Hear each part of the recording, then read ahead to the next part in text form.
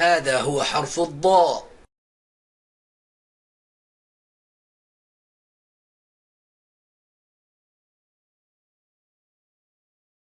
وهذه بعض أشكال حرف الضاء في الكلمات.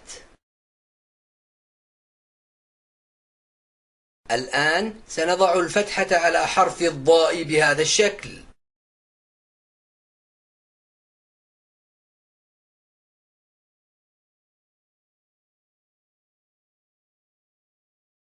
وسنتعلم كيف يكون صوت الضاء مع الفتحة.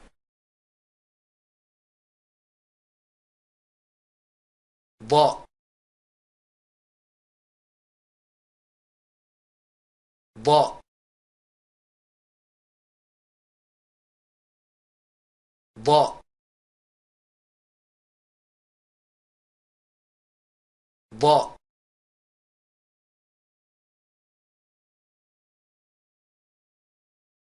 والآن سنضع الضمة على حرف الضاء بهذا الشكل.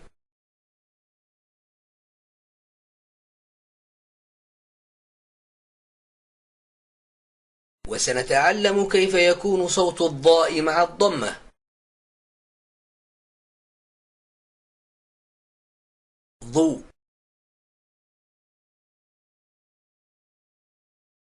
ضوء، ضوء،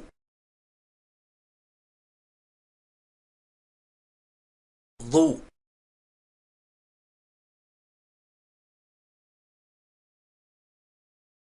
والآن سنضع الكسرة تحت حرف الضاء بهذا الشكل.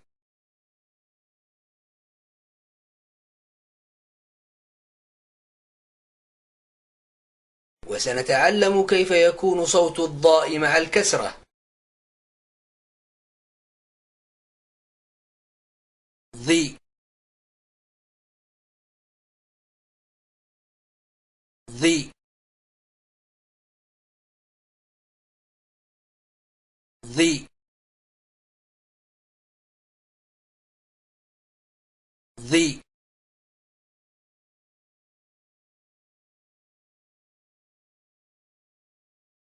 وأخيرا نطبق ما تعلمناه سابقا وننطق سويا الحرف مع كل حركة.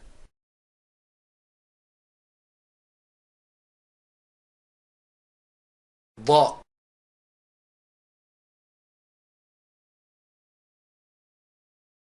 ضوء،